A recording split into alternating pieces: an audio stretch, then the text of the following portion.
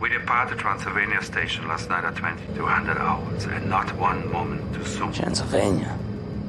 Hello everyone and welcome back to my channel, where I cover vampires and all kinds of supernatural creatures. In this video we're going to be looking at Dracula 3000, which won a poll I put up on the channel. I threw it in last minute and honestly never thought it would win, but I'm glad it did because I had fun watching this movie. It's unique to say the least. I am a vampire! I was somewhat familiar with it, but I'd never watched the whole movie. One thing that's kind of strange is this movie has multiple names. Most of the covers just say Dracula 3000, but some, including the one I have, say Dracula 3000 Infinite Darkness. But then, the title screen in the movie says Van Helsing Dracula's Revenge. Seems like they couldn't decide what to call it. Anyway, Dracula 3000 Infinite Darkness came out in 2004. This is a made-for-TV movie, so it has that certain look to it. Also, to be clear, this movie has nothing to do with the movie Dracula 2000, which I've looked at on this channel. The most simple way to describe this movie is Dracula in space mixed with a little event horizon. You'll see what I mean soon. Before we get into Dracula 3000, this video is sponsored by Surfshark. Most of you are probably familiar with what a VPN is by now, but if you're not, a VPN helps mask your IP address and encrypt your data so your identity, location, and activity are hidden. This keeps your information safe and can also allow you to appear as if you're somewhere else. You can use this feature to switch your location to a different country and gain access to a whole new library of movies and TV, which I do all the time. Netflix is known for having amazing movies, but sometimes they're only available in certain countries. Want to watch Django Unchained, Inglourious Bastards, Van Helsing or Shawshank Redemption? Well, just switch your location to Canada. You can do this to find so many new movies on streaming sites you already have. Some streaming sites like Hulu are only available in the US, so switch your location to the US and now you can watch. Changing your location can also allow you to find better deals on hotels and flights. With Surfshark, no customer logs are kept, 24/7 customer support, and my favorite part, unlimited devices. That means you can use your one Surfshark account across all your devices like desktops, laptops, tablets, mobile devices, and more for one price. Surfshark also includes an antivirus with a lot of great features including real-time protection and webcam protection. Secure your privacy and try Surfshark now. Take advantage of their holiday deal by using my link in the description below. You get a huge discount and 4 extra months of Surfshark free. There's zero reason not to try because they offer a 30-day money-back guarantee. Go to surfshark.com/Lollins or click the link in the description below. Thanks to Surfshark for sponsoring another video.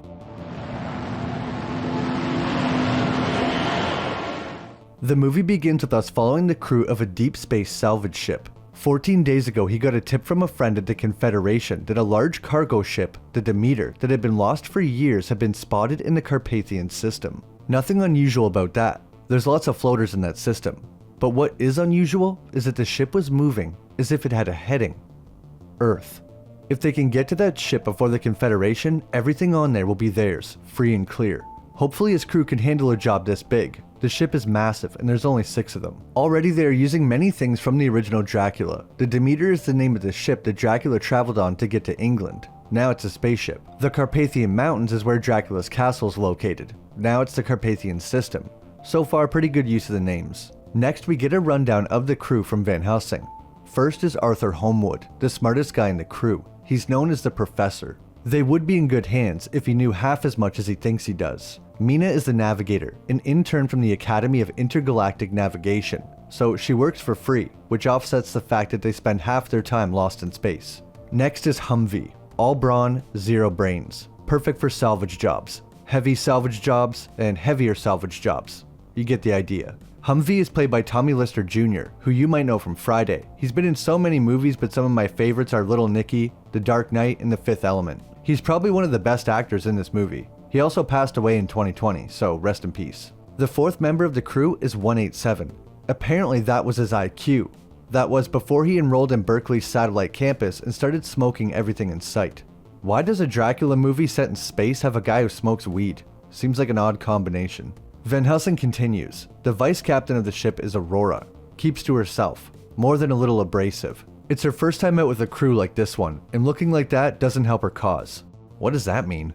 Well, apparently she lacks people skills but makes up for it with ambition. They finally get to the Demeter and do a quick inspection. The ship looks intact and there's no sign of life, so they decide to board. This kinda reminds me of the movie Event Horizon. Finding an abandoned ship floating in space. They use the tractor beam to pull the ship next to them, then send some of the crew aboard. First is Mina. She complains that she's the navigator but always has to go first. You'd think that they would send the big guy to go first instead of the student. Mina has an oxygen mask on that looks like it was made from stuff at the dollar store. She explores around the ship and we see something moving around in the shadows very quickly. The crew is trying to contact her, but she isn't replying. That's when Mina sees something move and runs away. Back on the ship, they don't know what's going on, but they can see Mina's heart rate going up rapidly, so they know something is probably wrong. Mina runs so far she gets lost and something grabs the back of her head. Lucky for her, it's just Humvee. He reports back to the ship that Mina is okay, and this movie has some of the weirdest dialogue. She's alright. She's still the same little shameless little hoe she's always been, though. What did he say? I swear they just let the actors come up with their own lines. While filming, Humvee scans the air and it comes back 87%, so they can take their masks off. Humvee then begins to choke like Buzz Lightyear. Mina attempts to help him, but then he springs back up and kisses her, so he was just messing around. With the air proven safe, they tell the rest of the crew to come on board. Throughout the movie, we see these video logs from one of the previous crew members of the Demeter. They are from 50 years ago and are randomly sliced into the movie. It doesn't say that anyone is watching these, and none of the crew ever acknowledge them, so I guess they're just for us. The video log starts. June 3rd, 2950. We've experienced engine difficulty and are traveling at quarter speed. Repairs will be completed as soon as the first and second engineer get over... well, I won't say epidemic, but at least half of the crew is now afflicted. I have implemented strict quarantine procedures and confined myself to quarters. Back in the present day, they discovered the ship is an off-world transporter, Silvestri Mark IV. They want to find out if the ship still has power. So they go to the fission room. Captain Van Helsing wants to know where 187 is, but Humvee doesn't know. As they walk away, we see someone, or something, move in the shadows. We then get another video from 50 years ago. This recording takes place 2 days after the previous one. June 5th, 2950. Engines are down and we're adrift, still in the Carpathian Galaxy. The comm system is only half working. We can only receive incoming messages. Our distress signals are not being transmitted. We seem to be losing complete control of the functions of the ship. Half of the crew has been overcome by... it's unlike anything I've ever seen. Then, after that kinda cool monologue, we immediately cut to 187 smoking a space bong. What is a space bong, you might ask? Well, it's a normal bong, but in space. The captain calls him over the comm and he just continues to smoke. He finally stops and tells Captain Buzzkill that he'll be there in a minute. So far, you're a bigger buzzkill than Buzz Killington. Everyone boards the Demeter to look around and check if the ship still works. Then we get another recording from 50 years ago. This one takes place about 4 days after the last. June 9th. Or 10th. I doubt it matters. We are a ghost ship. Communications, navigation, weapons, even the hand phasers are dysfunctional. Only the basic life support systems have remained unaffected. We are alive, but powerless. The crew is beyond ill. Beyond human. I've ordered the few of us left unaffected to remain quarantined in our quarters. Back in the present day, Mina wants them to hurry up and get this done so they can get back to their ship. She doesn't have a good feeling about this place. Meanwhile, 187 finds a dead body tied to a chair, holding a crucifix. I guess Mina's instincts were correct. Of course, 187 tries to touch the body, but Aurora reminds them that they are still under New World jurisdiction. This is a crime scene and they shouldn't touch anything. They realize the body is tied up. However, according to them, it looks like he tied himself up. How could someone tie up both their hands? Anyway, that's when they notice the crucifix. 187 and Aurora don't even know what a crucifix is, but some of the others do. Humvee says, I thought they banned those 200 years ago. Okay, so I guess in the future they've banned crosses? 187 says he had a granduncle that believed in God, but he's never met anyone who did. A few minutes later, Van Helsing says something about God again, and Aurora says, who's that? You might be curious why they would ban religious artifacts, and possibly the religion itself. Well, join the club because it's never explained. The professor gets the power back on in the ship, and before they leave the room, Humvee says, there but by God's grace, go I. This is a pretty interesting use of this scripture. Humvee is basically acknowledging that he's grateful to not be in this guy's situation, but it also tells us that Humvee might be one of the few people left who are still religious. How else would he know that quote? We then get to see another video log from the past. There's no date anymore. I hear them beyond my door at night. I can't bear to say what I suspect. I have no control over navigation. But something is moving us towards Earth. The crew is chatting about how much the ship will be worth when they get it back. 15 million. They're gonna drive the ship back since it has enough fuel because that will be faster than towing it. Aurora wants them to leave the ship where it is and have the proper authorities check it out. Who knows what could be on there, and they don't want to bring it back to Earth. They have no idea what happened on this ship, and they did find a dead body after all. Something weird definitely happened here. The rest of the crew disagrees though. They're not going to give anyone the chance to claim this ship. Van Helsing says he will check the captain's log and that should tell him what happened. While everyone is looking around the ship, suddenly their ship, Mother 3, starts disengaging from the Demeter. The professor says it's been initiated from aboard their ship. He tries to stop it, but he can't. Mother 3 disengages and their ship is gone. Van Helsing tells him to fix it and send out a distress signal, but all wave devices have been scrambled and won't allow outgoing communication. The video log said the same thing, that whatever was on the ship had disabled communications. Well, I'm scrambling.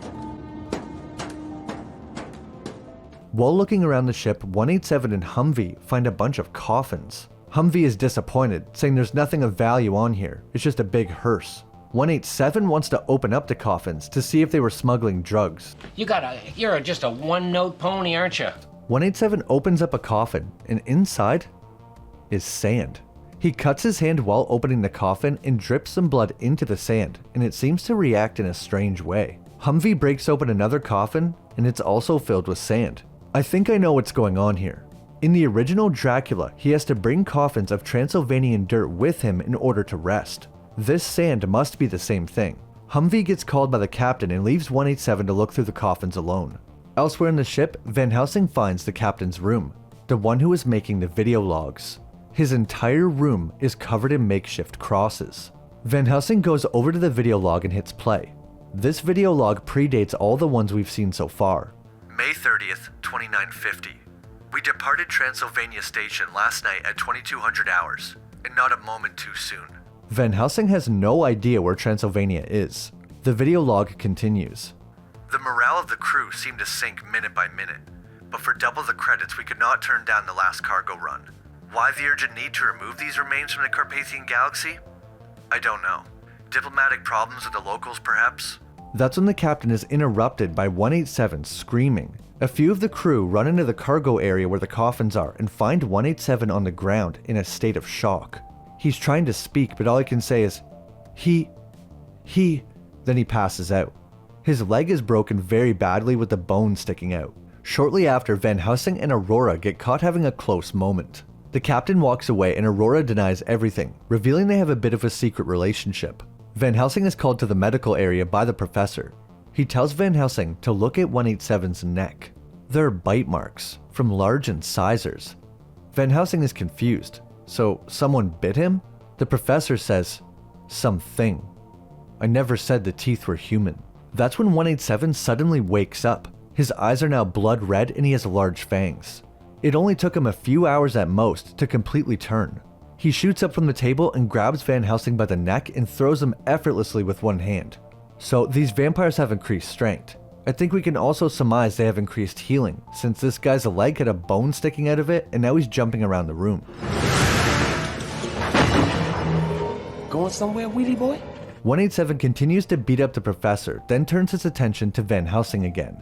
With one punch, he sends him flying across the entire room and smashing into the wall. Next is arguably the most cringe part of the movie, when Aurora enters and 187 makes a long series of horrible sexual jokes, like it just never stops. 1, bet you that pussy sweet in a honey bun. 2, when I'm through, I'ma pass it to the crew. Oh my god. Coolio was already quite famous, so they must have just let him do whatever he wanted. Also, I may make some jokes about Coolio, but Gangsters in Paradise is goated, and he also passed away in 2020, so rest in peace. His character does stick out like a sore thumb in this movie though. Coolio is also in Batman and Robin if you didn't know. Anyway, so Aurora gets annoyed with 187 and shoots him several times. However, he doesn't even flinch. Bullets have zero effect on these vampires. Aurora tries to run away and we see 187 moving extremely fast, so they also have that ability as well. 187 stops chasing Aurora and finds his way back to the room with all the coffins in it, and now it's filled with fog. A large cloaked figure appears in the room. 187 immediately refers to him as Master and says that he's been summoned. This is the vampire who turned 187, and presumably Dracula. He instructs 187 to kill everyone else aboard the ship. Your wish is my command. His mannerisms are worse than Tommy Lee Jones' Two-Face.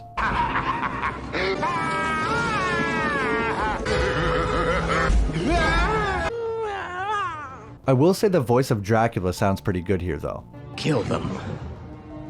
Kill them all. The next person Dracula finds alone is Aurora. She asks him what he wants. Darkness. Infinite. Darkness.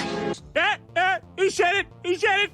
It looks like she is bitten by the vampire, but it cuts away before we see exactly what happens. Mina is alone with the professor, and when she tries to check the door, she is immediately pulled out like a rag doll. She looked like the dummy at the end of Nightmare on Elm Street. A moment later, the rest of the crew arrives, but Mina is long gone. They lock the professor in the room for safety and go look for her. I think the professor might be my favorite character. He has the best one-liners for sure. Oh, bollocks. They don't find Mina, but they do find Aurora, and she's surprisingly okay. Not like 187 when they found him. She admits to seeing the mysterious person, and she found out his name, Count Orlok of Transylvania. The captain remembers that that's where this ship came from. Aurora tells him that Orlok comes from a planet of vampires. Apparently Orlok told her that his planet is dead, a wasteland, and he is the last of his kind. He paid to have the cargo ship pick up a bunch of coffins and he was in one of them. He feeds on blood and we accidentally woke him, so he's hungry. Orlok also admitted to detaching their ship from the Demeter. The professor said it was done from inside the other ship though, so I guess he started the process and then teleported back onto the Demeter. The captain, being cautious, points his gun at Aurora and wonders how she knows all this. Why did he bite 187 and not her?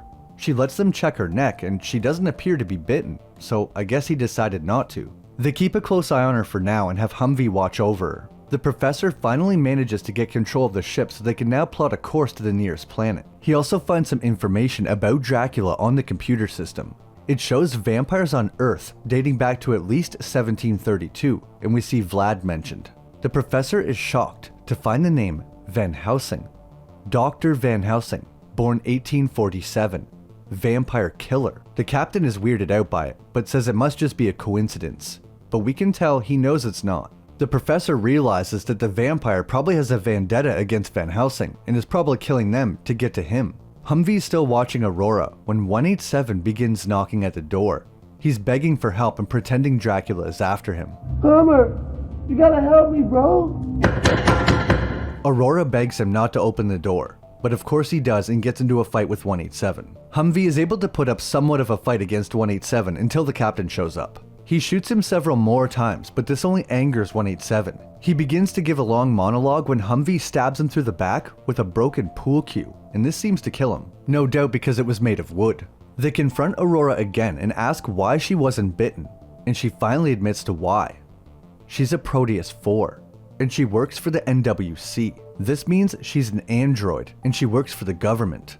She was placed there to do surveillance on the crew. Humvee points out that that's why she always knew all the laws everywhere they went, like when she said not to touch the body because it's a crime scene. It also explains why Orlok didn't bite her. She has no blood. They untie her because she can't be a vampire, and she might be their best weapon against them. After finding out Aurora is an android, the captain seems pretty pissed off. If you remember, they were having a secret relationship, so he probably feels lied to. They go back to the professor and he found some information on how to kill vampires. Well, they already had to kill one, but better late than never, I guess. A wooden stake to the heart works, which they already found out. It has to be natural wood though, not synthetic. Luckily, the ship they're on is over 50 years old and they were still using real wood back then. This implies that there's some kind of shortage of real wood now, and that's why they switched over to synthetic. Their other weaknesses are crucifixes and sunlight. Nothing is mentioned about silver, garlic, or any other traditional vampire weaknesses. Just a stake to the heart, cross, and sunlight. Apparently when they are exposed to sunlight for long enough, they go up in a ball of flame and ash. They decide to turn the ship towards the closest sun to slingshot around it for speed, and they can hopefully kill the vampire at the same time. The fastest they can get to that sun is 13 hours, so they'll need to hold out until then. The crew gathers all the pool cues from the ship to use as stakes. Then the captain and Aurora search the coffins one by one. The first few are empty, but then they find Mina in a coffin, dressed up in different clothes and makeup. Dracula probably intends to make her one of his brides. They don't even let her wake up, much like the original Mina, and stake her while she sleeps. Once Mina is killed, another one of the coffins explodes open, and it's Dracula. The captain fights with him and tells Aurora to go get Humvee. I thought he just said that she was their best weapon against the vampire. Whatever. Dracula is extremely fast and hard to hit. He says for more than 1,000 years, my kind have burned in shame for the vampires slain at the hands of your namesake. Dracula has waited centuries, sensing, knowing Van Helsing would come. He's left to fight Dracula alone, and Aurora tries to get Humvee, but he says he won't fall for that trick twice, referring to 187. He won't open the door because he thinks that she's a vampire, even though they just established that she can't become a vampire. Eventually, Humvee decides to risk it and open the door, leaving the professor behind. The professor ends up running into Dracula, but instead of killing him, Dracula offers the professor a chance to walk by his side. The idea of walking makes the professor emotional, and he reaches out his hand to Dracula, but the vampire hears a noise and flees. You already know that now the professor is going to want to become a vampire so he can walk again. By the time Humvee and Aurora get back, Van Helsing has already been turned into a vampire. Well, I didn't see that coming. Aurora pulls the stake out of Mina and kills Van Helsing. They think it's over, but then Mina comes back to life.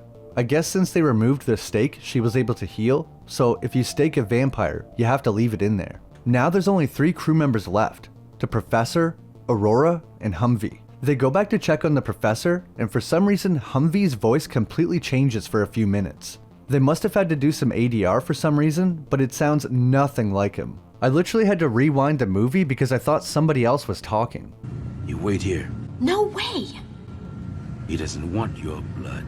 Yeah, we know how much you like it stiff. They find the Professor, but something seems off. He looks like he's dead, but Aurora knows better. She pulls out her crucifix and starts stabbing him in the back, and this seems to kill him. So I guess you can stake them through the heart, but you can also stab them with the crucifix to kill them. The Professor complained about not being able to walk the entire movie. Then he finally becomes a vampire and just dies in his wheelchair. I thought the whole point was that we would have seen him walk around. Humvee asks her how she knew the Professor was a vampire, and she says, I didn't. So even if he just accidentally fell asleep, she still would have murdered him with a crucifix. They hear Dracula coming, so they run into the head of the ship and try to close the door. Orlok's arm is caught in the door, but they pull as hard as they can, cutting it off and closing the door at the same time. This seems to hurt Dracula, but I doubt it would kill him. Okay, I'm gonna warn you now, get ready for a weird ending. Once they are sealed inside the head, Humvee tries to pilot the ship, but he doesn't know how. He asks Aurora, but she also has no idea. So they're driving straight towards the sun and don't know how to control the ship. Aurora says, well, at least Orlok won't make it back to Earth, and Humvee agrees. So they can't steer the ship, so they've basically just accepted death and they're gonna drive into the sun. They have 12 hours left until they reach the sun. This is where things take another strange turn I wasn't expecting. Aurora says that she wasn't always a narc. Before they upgraded her program, she was a Proteus 3.2 PB, a pleasure bot. Humvee pretends to cry and says he's heard of them but never had enough credits. She says, well, you only have a couple hours left and I'm off the clock. She went from being the strong female character the whole time to just at the end of the movie be like, oh yeah, by the way, I used to be a sex bot and we can bang now. It's like her whole personality and whole character changed at the very end of the movie. Finally, there's 2 more video logs, but they're shown out of order, so I'm gonna show them in order. My obligation has become greater than just the safety of the ship. I see now that I must sacrifice the Demeter and myself to prevent this terror from reaching Earth. So he's going to try to destroy the ship since he knows it's heading towards Earth. He can hear them outside his door every night, trying to get in.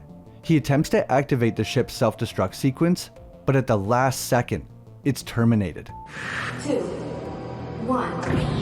Self-destruct sequence terminated. He yells in defeat because this means he's now trapped on the ship until he's killed or starved. We then go back to a shot in the present day of Humvee and Aurora still flying towards the sun, and I'll let you watch it. Is that really what would happen if you flew into the sun? When I first watched the movie, I didn't even know what to think about it. The movie ends so abruptly with a horrible green screen explosion, and then they had the nerve to freeze frame on it. Humvee said they had 12 hours left, but we cut away for like a minute, and then the ship just explodes out of nowhere. They showed multiple shots like this before too, so I wasn't even expecting it. I just figured they were reusing that shot for the 12th time. I see now that I must sacrifice the Demeter and myself. That's my video on Dracula 3000. I know I was making a lot of jokes about the movie, and it is pretty bad, but it has a certain charm to it. It's definitely not for everyone, but I thought it was pretty funny. Probably not for the reasons they were hoping, but that's alright. Also, I swear there's a good idea for a movie buried somewhere in there. I don't know exactly where, but somewhere. The idea of a vampire species coming from another planet, the video logs that were left behind, the ship left floating in space like Event Horizon, there's some good stuff there. The video logs were probably my favorite part because they were kind of eerie and mysterious. The captain trapped in his quarters with vampires trying to get in. That's a movie of its own right there. Anyway, I hope you had fun looking at Dracula 3000 with me. It won a poll I put up on the channel, so thanks to everyone that voted. Like I said, I never thought this movie would win, but I had a lot of fun making this video, so I'm glad it did. If there's any other movies or TV shows you want me to cover, please leave them in the comments below. I can tell you the next video will be a werewolf movie, and I haven't covered one of those in a while. If you enjoyed the video, leave a like, and subscribe if you haven't. It helps out the channel and I really appreciate it. As always, an extra shout out to all my members for supporting the channel. Thanks so much for watching, and I'll see you in the next video. Merry Christmas, you filthy animal, and a Happy New Year.